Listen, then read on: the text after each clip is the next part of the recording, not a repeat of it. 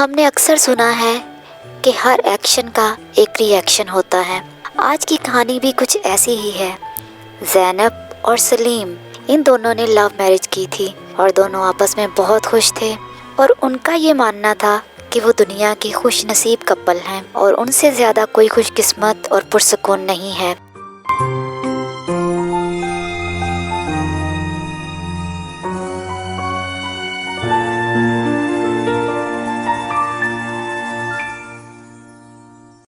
सलीम, मैं आपसे बहुत मोहब्बत करती हूँ। मैं अपने घर का बहुत ख्याल रखूंगी और आपका भी। हम हमेशा खुश रहेंगे। वादा? मैं जानता हूँ कि तुम एक अच्छी लड़की हो, इसीलिए तो ज़ैनब मैंने तुम्हें चूज किया। मैं भी वादा करता हूँ कि मैं घर को जन्नत बनाने की पूरी कोशिश करूँगा। मुझे ऐसे लगता है कि हमारे बीच में कभी कुछ हो ही नहीं सकता। हम एक दूसरे से बहुत प्यार जो करते हैं।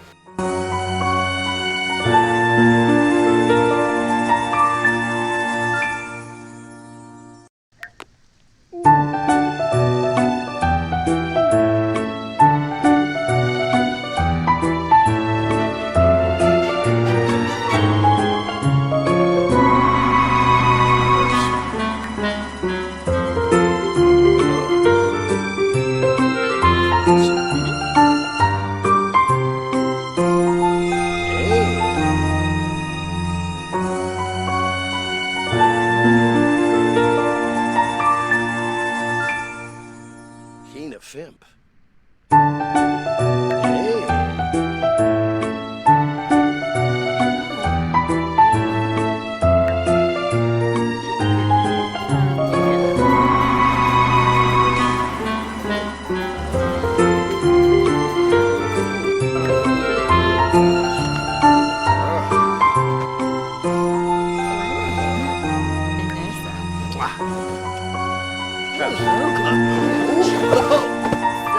हंसते खेलते 6 मंथ गुजर गए।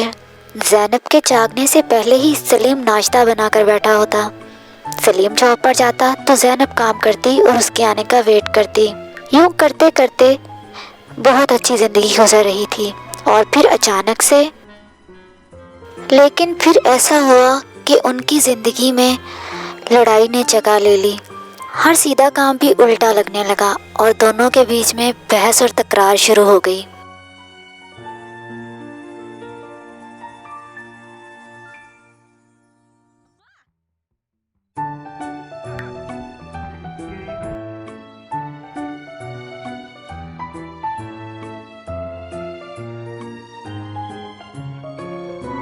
मैं सारा दिन काम कर कर के थक जाता हूँ और तुम सारा दिन करती ही क्या हो? एक खाना भी हो तो वो भी तुम्हें अच्छे से बनाना नहीं आता ज़ैनब। मुझे ऐसा लगता है कि मैंने तुमसे शादी करके ज़िंदगी की सबसे बड़ी गलती कर ली है।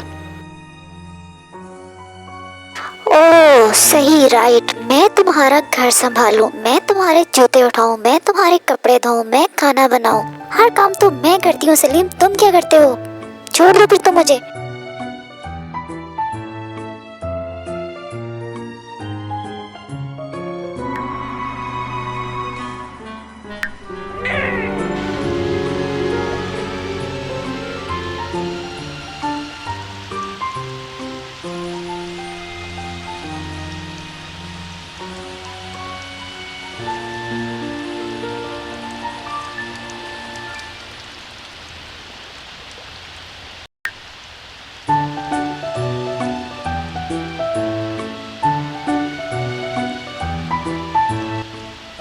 अब उन दोनों को एक दूसरे की खुशी की कोई फिक्र नहीं रही।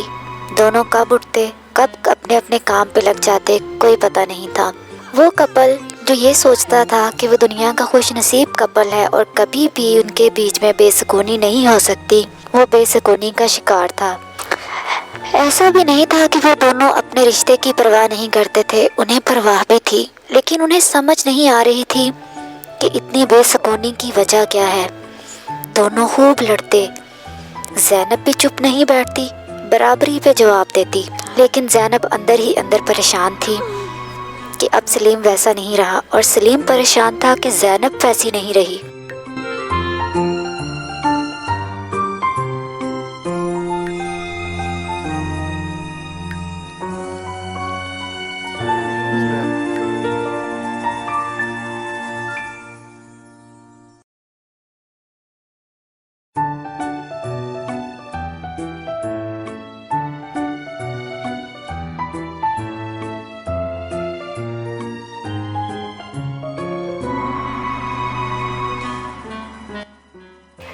लड़ाई इतनी ज़्यादा बढ़ गई कि ज़ैनब और सलीम की शादी डिवोर्स तक पहुंच गई।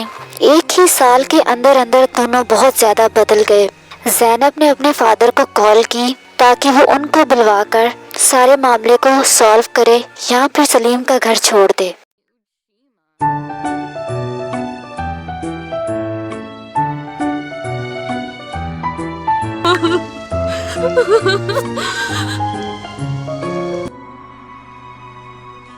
ज़ैनब ने अपने फादर को सारे वाक़यात बताए कि किस तरह से उनकी रोज़ लड़ाई होती है और कैसे सलीम बदल गया। ज़ैनब के फादर ने जब सारी बात सुनी तो उन्हें मामला समझ आ गया और वो ज़ैनब को रोता देखकर परेशान भी हुए, लेकिन उन्होंने बोला, देख मेरी बच्ची, मैं नहीं चाहता तेरा घर बर्बाद हो।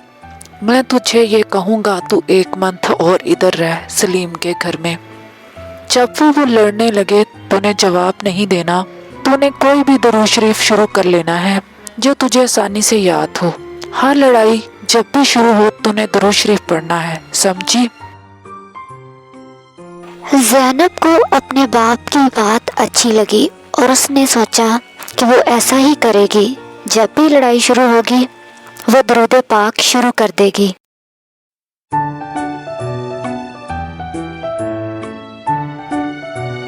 अगली बार जब सलीम और ज़ैनब की लड़ाई शुरू हुई तो ज़ैनब और सलीम लड़ने लगे, लेकिन ज़ैनब को फ़ौरन से याद आ गया कि उसने दरूद पाक पढ़ना है और वो खामोश हो गई।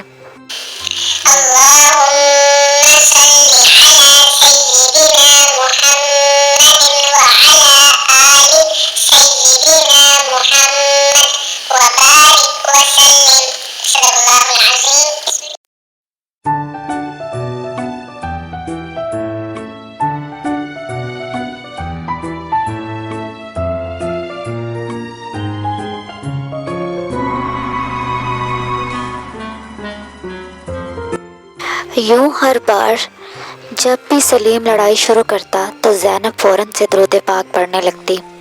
हालात बदलने लगे, खुशियाँ फिर से लौटने लगी। ज़ैनब को ऐसे लगा जैसे उसके फादर ने उसे कोई जादू ही बता दिया है। उसे अब दरूद पाक से लगन हो गई। सलीम को भी एहसास होने लगा कि वो ज़ैनब के साथ कितना गलत था। अब वो दोनों फिर से खुश रहने लगे, आपस में कंप्रोमाइज़ करने लगे, एक दूसरे की गलतियों की बजाय एक दूसरे की अच्छाइयाँ ढूंढने लगे। वो खुशियाँ जो काफ़ी मंथ से जा चुकी थी वापस आने लगी। अब ज़ैनब बहुत खुश थी और अपने फादर की शुक्रगुजार भी। ज़ैनब, मुझे माफ़ कर दो, मुझे अपनी गलती का एहसास हो गया है। मैं कितना गलत था। I am so sorry. It's okay Salim, गलत तो मैं भी थी, मुझे भी बहस नहीं करनी चाहिए थी। आई एम सो सॉरी, मुझे भी माफ़ कर दो।